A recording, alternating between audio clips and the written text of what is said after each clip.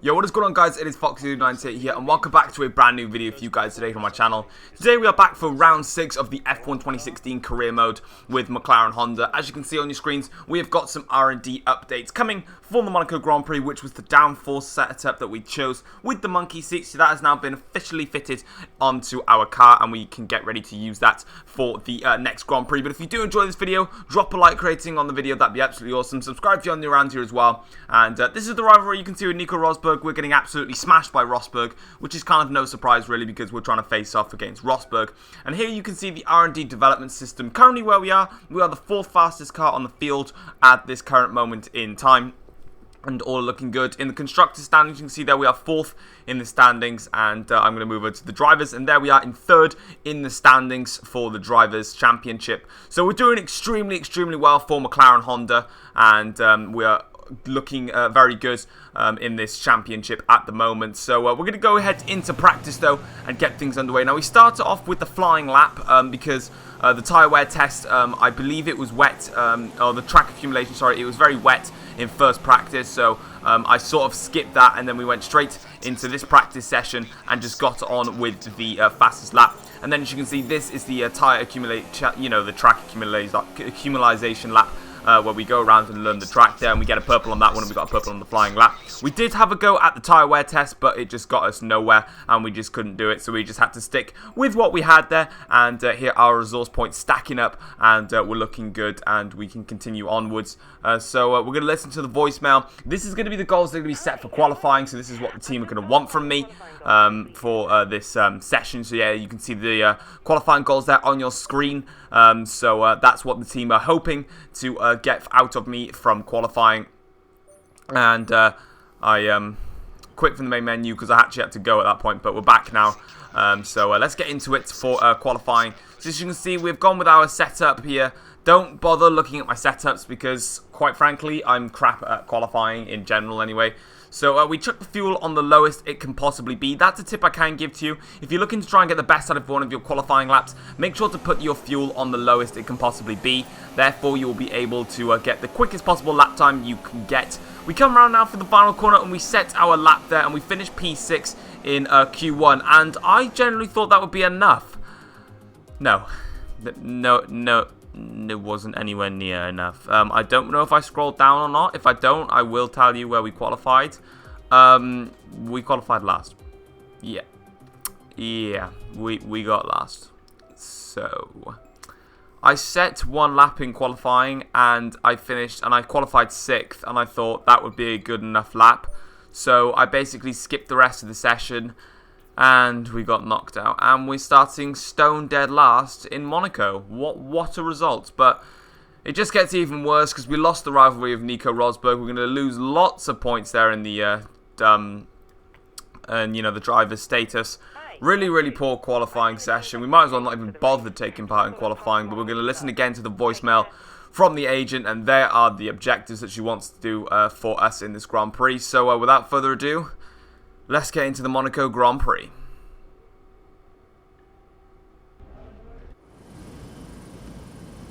Motor racing has come a long way since the first Grand Prix of the early 20th century. We have faster cars, bigger circuits, highly trained drivers who've dedicated their lives to racing. But still, we return here. Still, it remains the most desired victory in Formula One. Still, we race the Monaco Grand Prix. The astonishing Circuit de Monaco is, for all intents and purposes, virtually unchanged since its inaugural race back in 1929. The faster cars of today, though, ensure the 19 corners past the casino and along the seafront remain as thrilling as ever. A 2.1-mile lap here takes us around an entire country, yet never more than inches from the race-ending barriers. And as the drivers start thinking about getting a good start and how on earth to get through Saint-Devote in one piece, I have to wonder, Anthony Davidson, if we might be seeing a safety car or two today. Well, you wouldn't exactly bet against it, would you? Statistically, it is pretty common, of course. About 80% of all Monaco Grand Prix will have at least one safety car. And that's despite the incredible work of the marshals around here, who you'll often see lifting cars out of the way just under the yellow flag conditions. The teams will always plan for the worst case scenario though, and they'll be making sure various caution periods are built into their strategy models for the race. No heroics into Sandoval, please. We're in amongst the pack and just need to stay in one piece. So before the off, let's remind ourselves of yesterday's qualifying session with a look at the starting grid. An immense lap from Lewis Hamilton yesterday puts him on pole position, with Nico Rosberg alongside. Looking down the rest of the grid, we have Verstappen, Raikkonen, Sebastian Vettel and Ricciardo, Kvyat, Button, Bottas and Roman Grosjean, Sainz, Gutierrez, Felipe Massa and Perez, Magnussen, Ericsson, Nico Hülkenberg and Rio Haryanto, Palmer and Nasser, Pascal Wehrlein, and a McLaren rounds off the grid. And with preparations almost complete, let's head down to the track. Right then, so as you can see, we are now onto the grid here. We're going to be starting the race on the ultra soft tyres, and then we're going to be making a pit stop to the super soft tyres for the Grand Prix. So hopefully we can try and make up places. Again, as you can see here, we're starting stone dead last. It was super embarrassing to see that. I generally thought my qualifying lap was extremely good, but I said on Legend AI I suck at qualifying. But we get underway then here on this formation lap. I don't actually show the entire formation lap because I just didn't really feel like showing the rest of the formation lap. But what we need to do basically in this Grand Prix is we need to just, again, we're going to have to do a massive damage limitation Grand Prix. Of course, we start P22. We are at the back of the field, all the way last, and quite frankly, it's going to be a really difficult race. But in the R&D development system, we are currently the 4th fastest car, so theoretically we should get into the points, but it's going to be super difficult round the hardest track to overtake on, Monaco, and of course when you're starting stone dead last, it really doesn't help your cause. We're coming now down towards Mirabeau here, and then we're going through to the hairpin.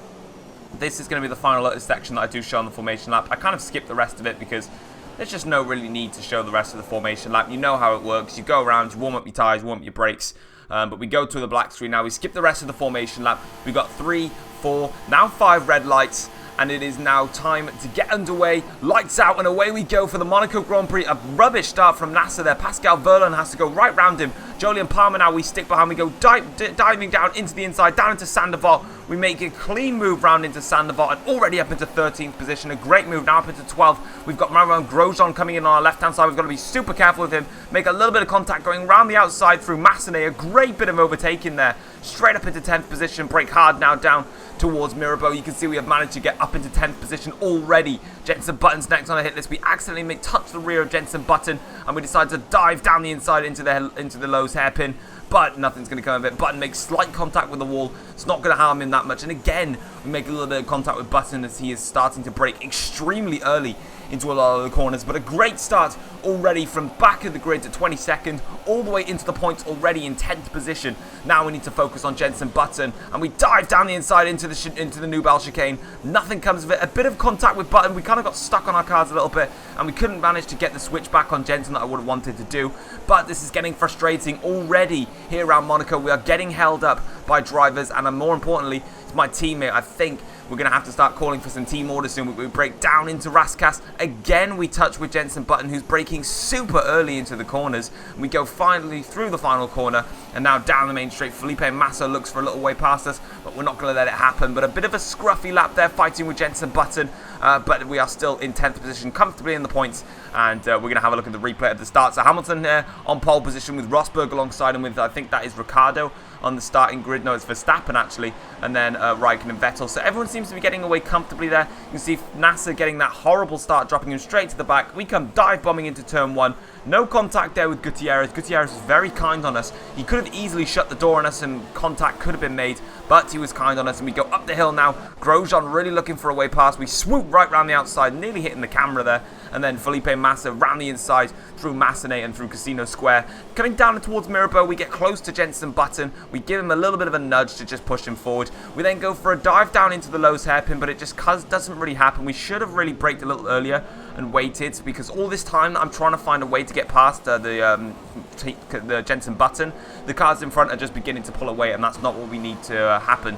So as they come now down through towards the chicane, coming out of the tunnel now. Massa looks like he's having a little bit of a square up. We go right round the inside on Button. He makes contact with us. See there, our cars just got like stuck between each other, which was really frustrating. Bottas going through to back, Button and myself now going through to back ourselves, and then we come down through this difficult chicane here, the swimming pool section, and then coming towards the final part of the corner. We clip that curb very nicely. Now braking into Raskas, you can see Button braking super early again. I don't know what he's trying to do. We are clearly quicker than Button in these early stages, and we need to get past him. Otherwise, we're going to really get held up, and it's going to be a super difficult race from here on in if we cannot get past Button. I think Ron Dennis needs to tell Jenson Button to move out the way, let me through. But we skip ahead now to lap 3 of the Grand Prix, and we are still behind Jenson Button, but crucially we are now in the DRS zone on Jenson Button, so hopefully we can try and get a move done on him. We activate the DRS coming past Raskas in the final corner, and we are making our charge on Jenson Button. Can we get him going down into Sandevot? No, we decide to stick behind him, so we go through Sandevot, and now we're going up the hill as we are trying to close up on Jenson Button. But you can see how much closer we have got to Button. Coming through Massenet. Are we going to do anything through Massenet? Not quite. We just stick with him, but it's nothing going to happen. Going down now into Casino Square. Again, nothing going to come for Jenson Button, but we're going to have a go into Mirabeau, braking late into the inside. A little bit of contact with Jenson, nothing too bad there, and then we brake down into the hairpin, and there has been some yellow flags going on behind us, and you can see just before the hairpin there is a massive queue of cars, and my teammate Jenson Button is in that queue. Let's have a look what went wrong here. So we went around the inside into Mirabeau, and then we gave Jenson the room, and oh, he's just gone straight into the side of our car. A silly move from Jenson Button. Have a look at this again. From his POV, we go straight around the inside. We've got track position, and Button makes contact with the rear tyre, despite the fact we've already made that move. Jenson should have really just left that one, but he decided to stay with it, and then he's just caused a massive carnage of cars all stuck behind Jenson. There was no safety car for this. In theory, there should have been, and Button just reversing left and right, trying to get that car running again.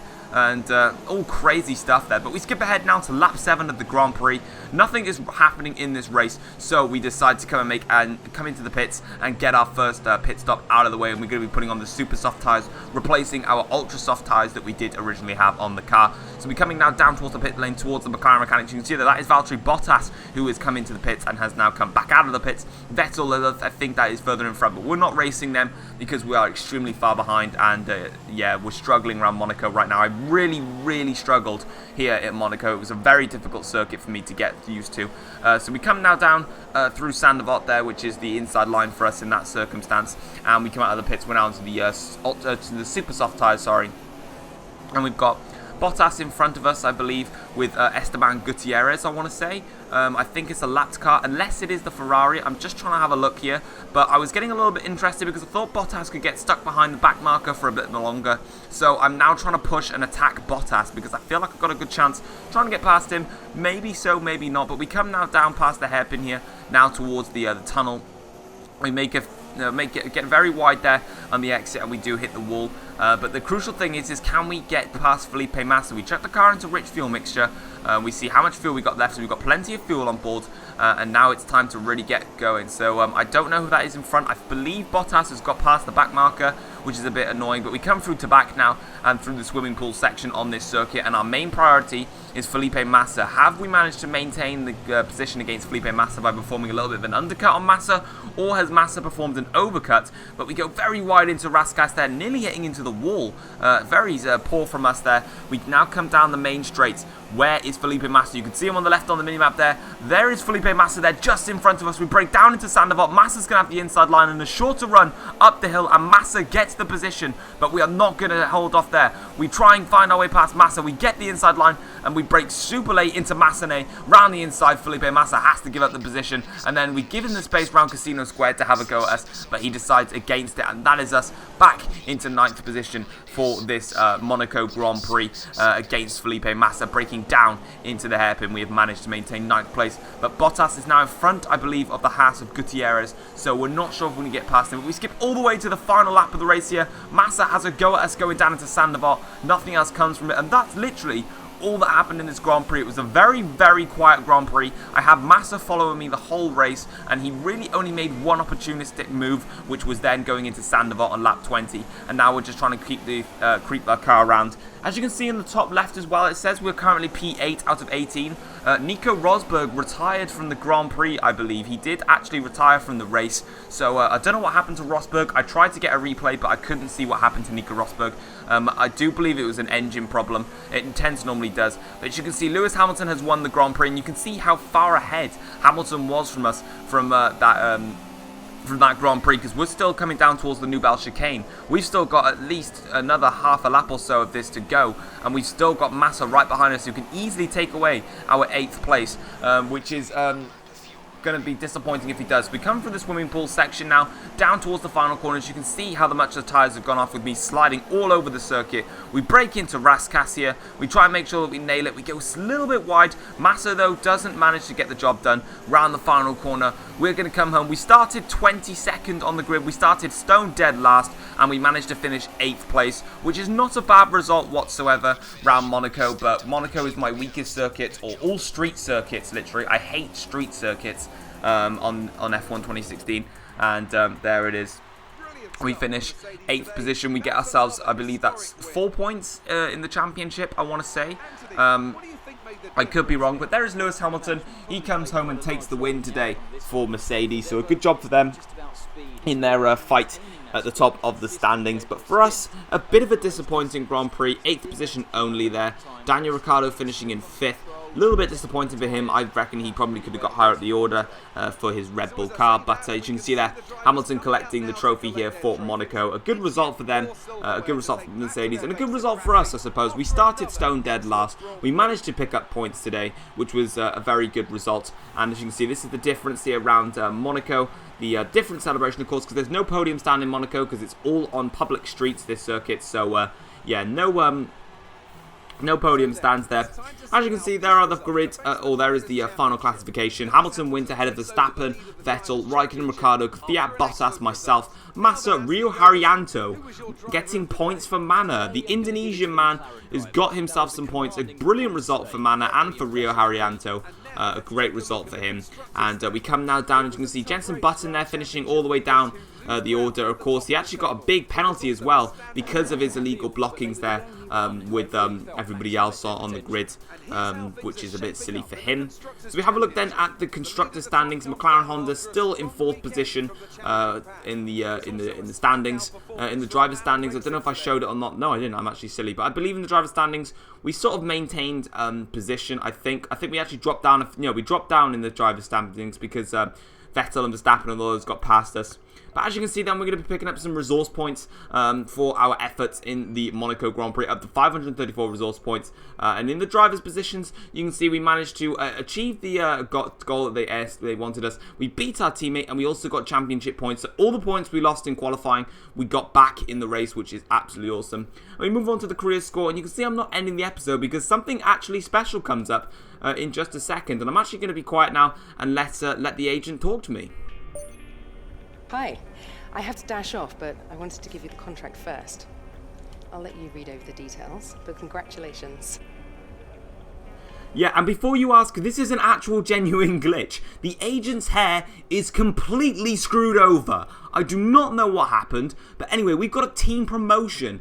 That means now, you can see on the screens there, McLaren have been extremely impressed in what we've done. I actually game clip recorded the funny hair from the agent. It was just really weird. But we got promoted at McLaren, which means we are now the #1 driver for McLaren Honda, which is absolutely awesome. And we're going to be getting some bonus rewards for being the #1 driver. So overall, that's really nice to see. So I hope you guys did enjoy today's episode. Please leave it a like. Subscribe if you're new around here. And I'll see you guys next time. Take care. Peace.